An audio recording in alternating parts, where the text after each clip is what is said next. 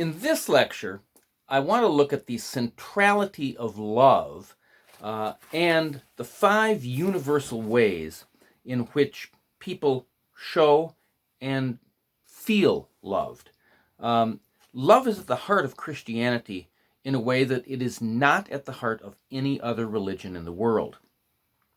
We already saw in a previous lecture how Paul says we should speak the truth in love. That's Ephesians 4, verse 15. Love is the summary of the entire Bible. Jesus was asked what the greatest commandment is, and he said, the greatest commandment is love the Lord your God with all your heart, soul, mind, and strength. And the second is like it, love your neighbor as yourself. On these 2 commands depend all the law and the prophets. In other words, the entire Bible is summarized in those 2 commands. The night before he died, he said, a new command I give you, love one another, even as I have loved you. By this will all men know that you are my disciples, if you have love for one another.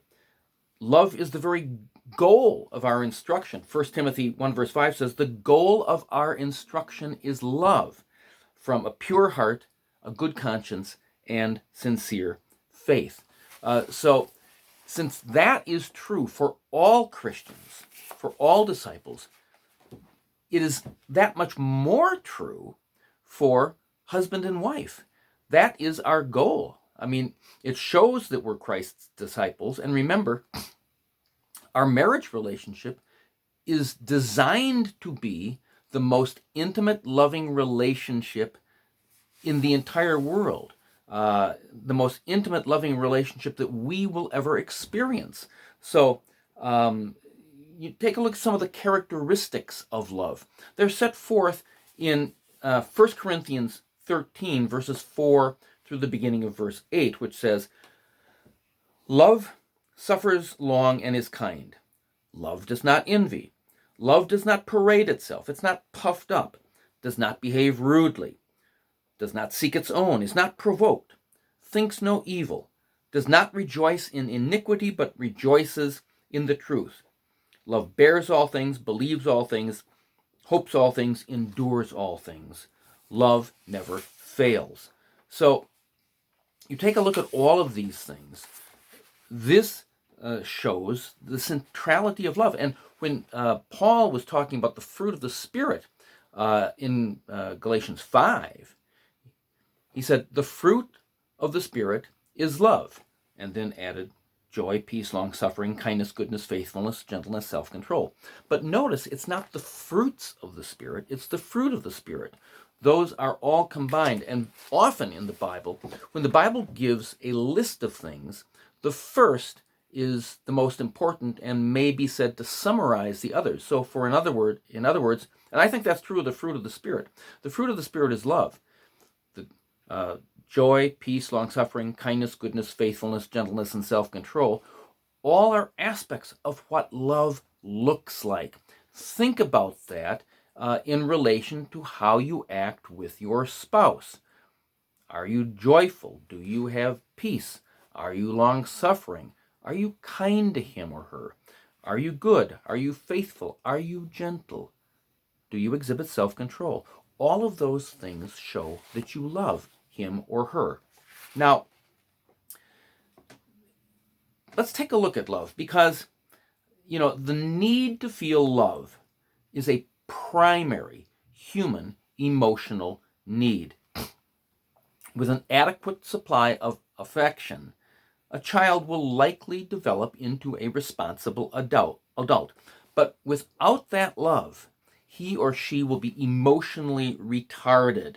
And that same need for love and affection continues throughout life. And if you don't receive it, you're going to be looking for love in all the wrong places and trying to fill that need through all kinds of bad ways.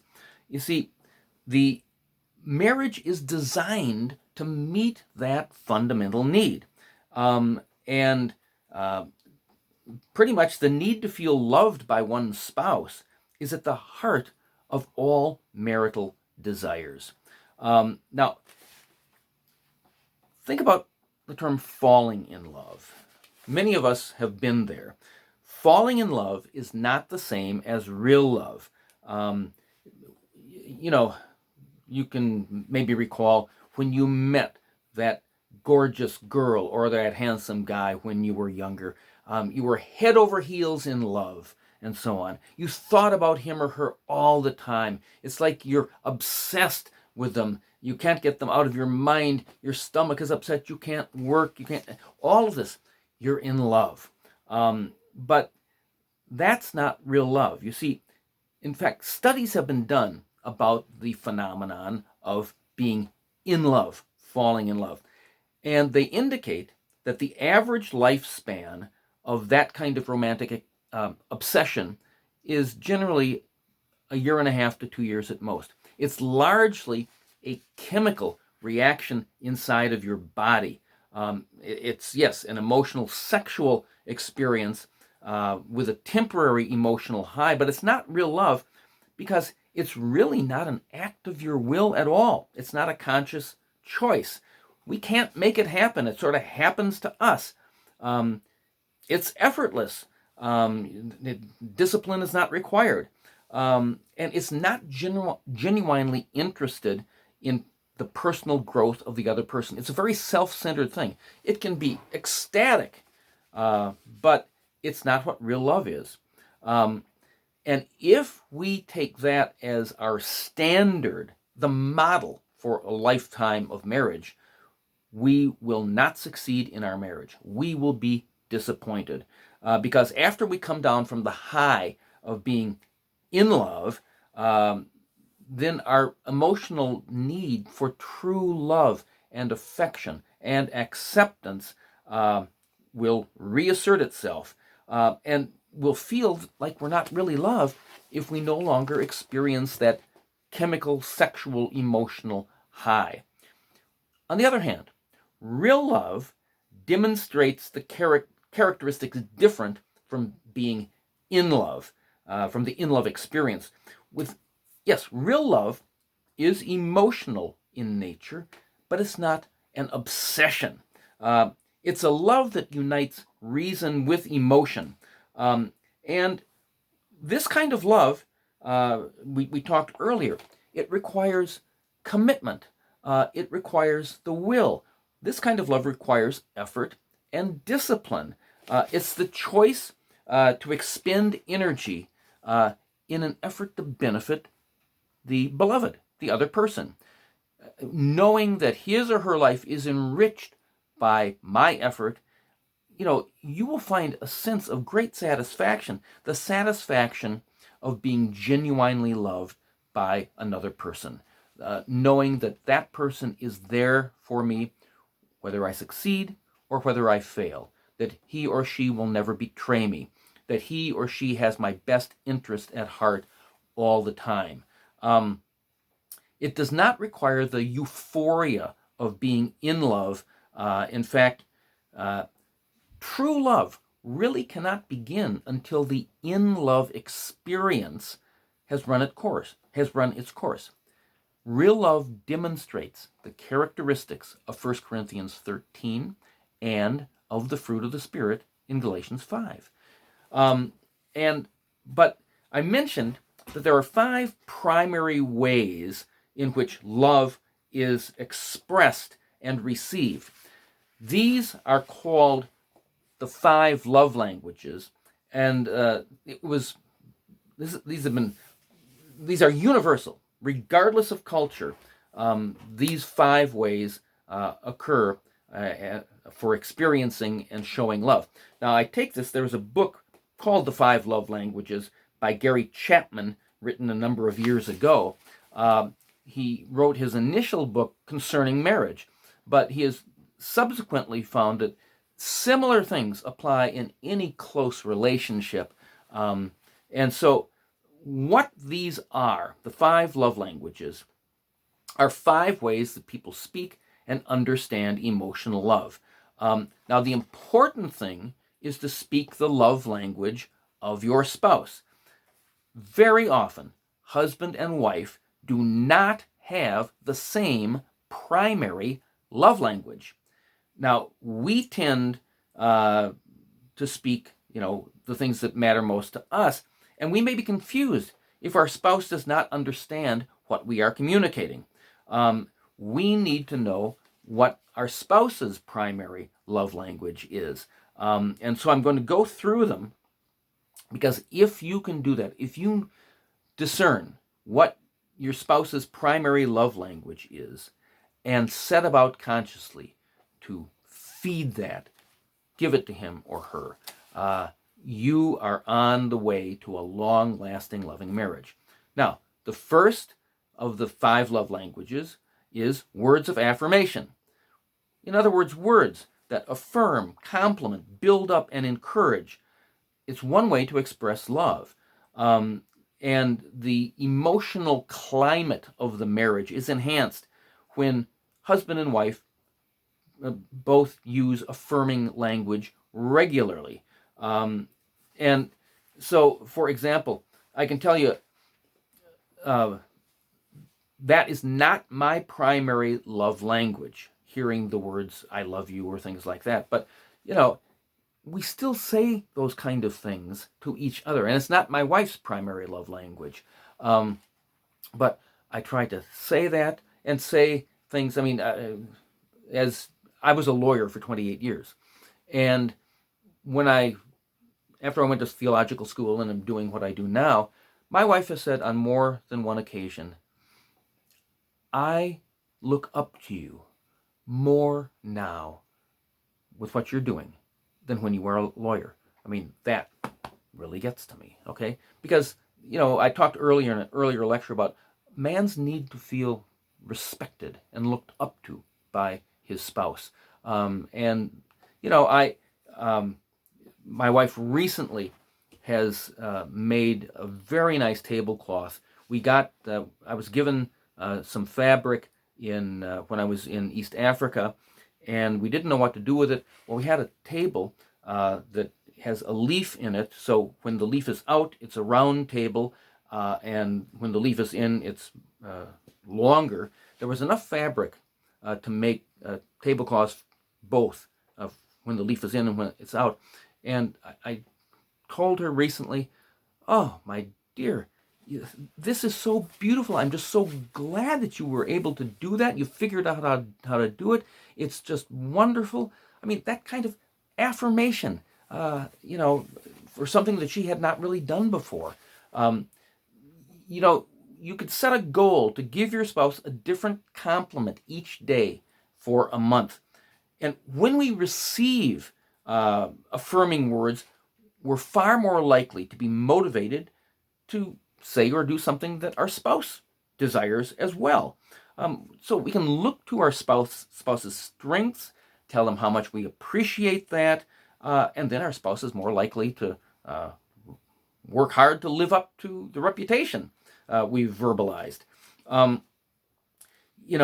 Words of affirmation indicate that we empathize with our spouse, and so that we're seeing the world from his or her point of view. And so we need to be careful here. To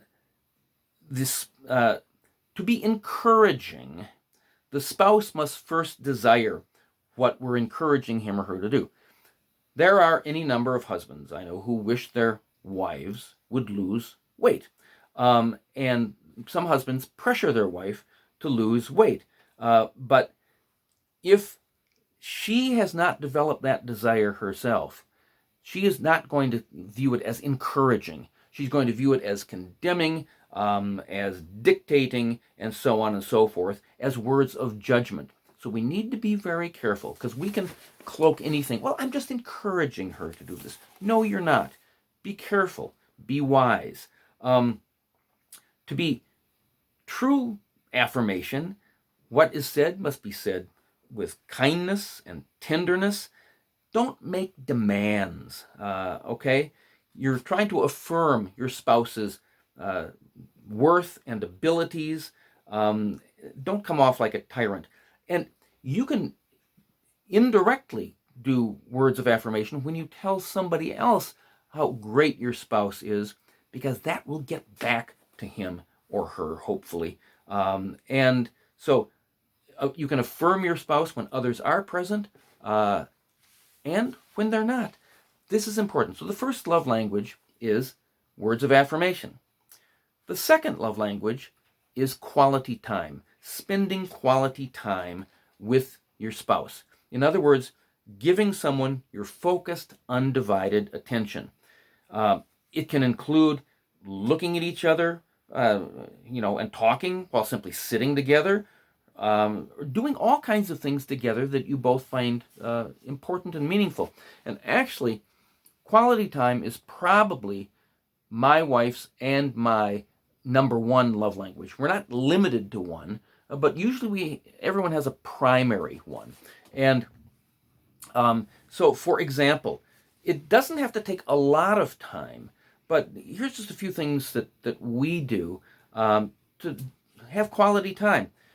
I spend, when I'm home, most of my time working here in my office. My wife also has an office. She does a lot of work. But sometimes during the day, if we're both home working, we may say, we have a swing in our yard, which can seat two people at the same time. And we may say, let's just knock off, have a little, go sit on the swing. We might have a little something to eat or drink out there, or just sit there. It might only take 10 minutes, but it's a break in the day when I'm spending time with my wife. Or, we might say, come on, let's go for a walk around the block. It only takes about 5 minutes, but it's time, we might hold hands. I know in some cultures, husbands and wives don't, or walk arm in arm, or just walk next to each other and talk. Usually, now my wife tutors people with dyslexia, and so she normally during the week does not get home until maybe 7 or 7:30 at night. But because I'm gone a lot and she's gone during the day, we could spend 24 hours a day pretty much working. So typically, we'll say, let's shut down the laptop, let's knock off everything at 8 o'clock and watch something, or sit in our favorite room in the house and listen to music, or just hang out together. We're spending time together because it is important to do that. And it's one of the things that we enjoy most about our relationship is quality time. And in quality time, it's the time when you're talking, you're focused, eye contact, you're paying attention. You can express feelings and desires and hopes and dreams and emotions and all that kind of stuff. So quality conversation is different from words of affirmation. Words of affirmation focus on what we're saying. Quality conversation focuses on what we're hearing. And so, it's kind of, words of affirmation are focusing on the other person. Quality conversation is focusing on what we want as a couple, together as a group. Now, again, quality time can include anything. If there's a little restaurant you like, going there from time to time. Anything which the two of you have in common.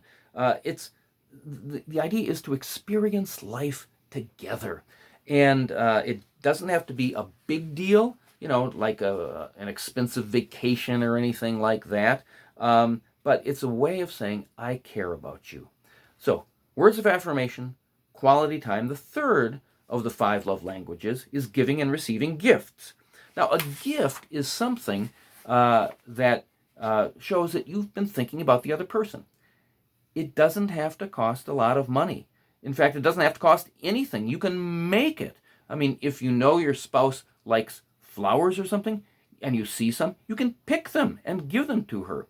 But, receiving gifts is not high on my list of love languages. It's nice to get a good gift, but, again, other things are more important to me.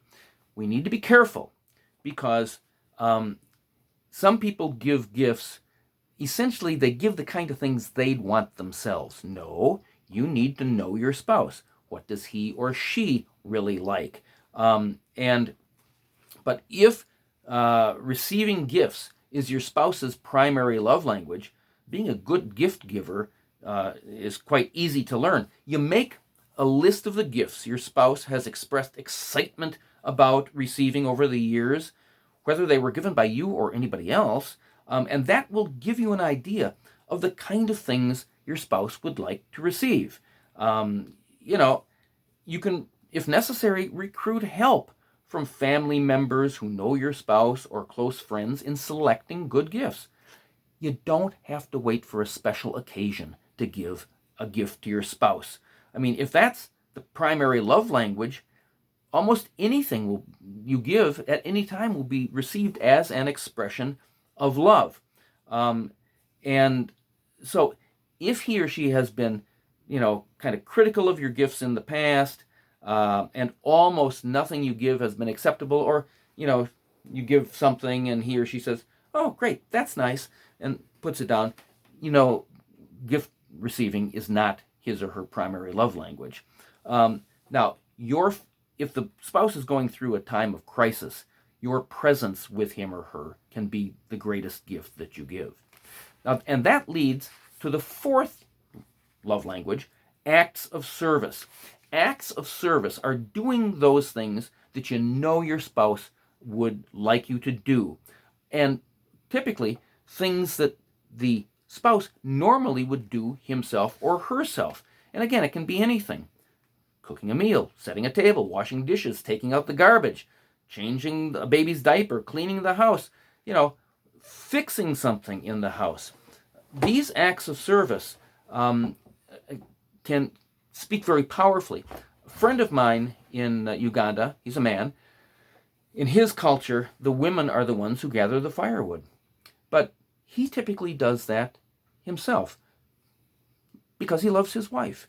And again, there's no culture police that comes to arrest him and saying, "You're not acting like a man." No, he knows what his wife likes, and those acts of service. He does a lot of cleaning around the home. It doesn't make him a lesser man. In fact, he was a pastor and then a bishop.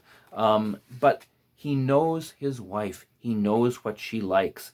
Now, we should know that what you do for your spouse, or what you did before you were married, is not an indication of what we will necessarily do afterwards. Because before marriage, you're doing all kinds of things to impress him or her. And you're in this in-love experience.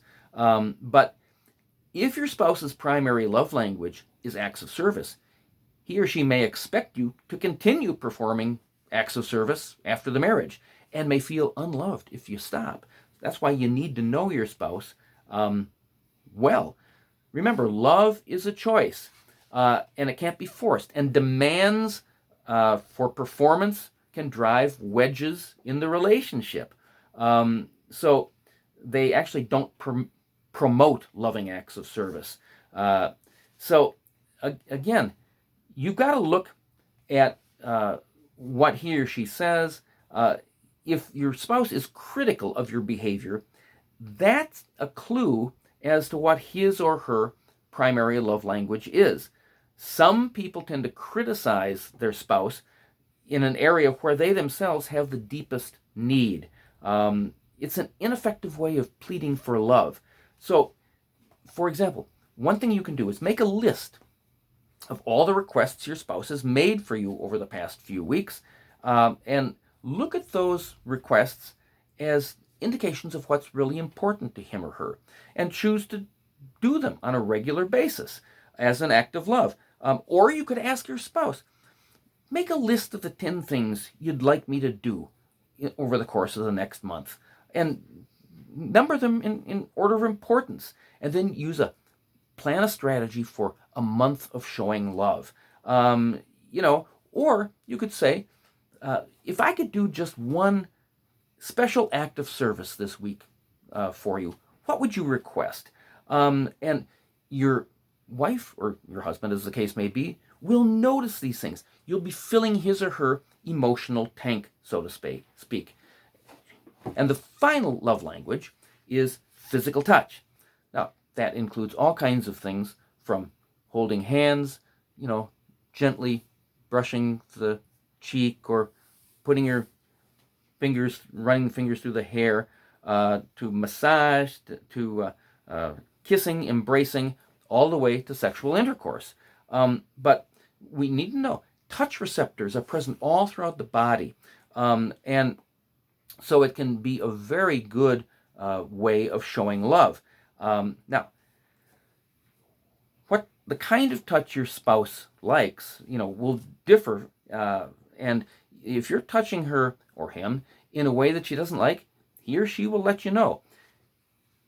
When I talk about physical touch, I'm not necessarily talking about sexual touch. I'm talking about giving a real expression that I care about you. And in fact, there was a study done many, many years ago in Romania at this orphanage. Some of the orphans, the workers in the orphanage would pick them up and play with them and look at them and touch them and stuff like that. But some, they would give them the food, but they wouldn't do that kind of thing. When those babies grew up, the ones who were touched and played with and stroked and stuff grew up much more emotionally healthy, grew up physically larger than the other ones. Physical touch is important, and it's particularly important in times of crisis. Now, with respect to sex, men and women tend to have different needs for sexual touch. For most wives, and we talked about this a little bit in an earlier lecture, for most wives, the desire to be sexually intimate grows out of a sense of being loved by their husbands. If they don't feel loved, then they feel used in the sexual context. That's why we need to show love. Men's desire for sex tends to have a more physiological root. I mean, the buildup of sperm cells and seminal fluid, it needs to come out. There needs to be a release.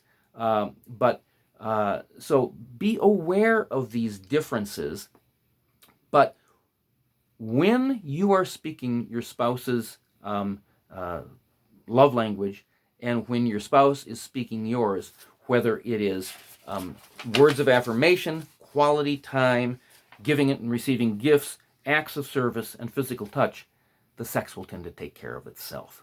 Now, when you speak the correct love language of your spouse, your efforts at producing a successful marriage will be very productive. Just remember, what makes one person feel loved emotionally, in other words, his or her primary love language, is not always what makes the other person feel loved. The challenge is to know the spouse's love language, because if we don't feel loved, then our differences will be magnified. So, you need to look at yourself. What makes you feel most loved by your spouse? What do you desire above other things? Again, we may have more than one love language, but most people tend to have a primary and a secondary. How to find out the spouses? Well, what does your spouse do or fail to do that hurts you most deeply? The opposite of what hurts you most is probably your love language. What have you most often requested of your spouse? The thing that you've most often requested is likely the thing that would make you feel most loved. And in what way do you regularly express love to your spouse? Your method of expressing love may be an indication that that would make you feel most loved. But so that's kind of to discern what your chief love language is. What about your spouse? Well, think about the ways in which your spouse has indicated that he or she feels most loved. Apply the 3 questions. What do you do that or say that hurts your spouse? What has your spouse requested of you? And in what way does your spouse express love to you? That will indicate his or her primary love language. And if you still don't know, you can ask him or her. Discuss the subject. Find out what makes him or her feel most love, because you want to be able to live a life basically saying through words and deeds, I love you, I respect you. Remember, long-lasting emotional love is a choice. Deep emotional love can be reborn in a marriage even after many years of neglect. You can fill your spouse's emotional tank, and he or she can fill yours once you discover your primary love languages.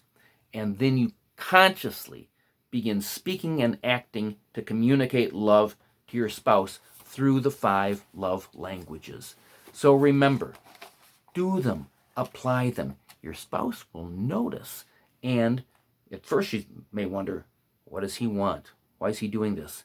But if it becomes your way of life, it will make a huge difference, because then it will be second nature to you. You won't have to, okay, now I've got to do an act of service, or I've got to spend quality time, or I have to give words of affirmation, or I have to give a gift, or I have to physically touch. No, soon it will be second nature to you, and it will make a huge difference.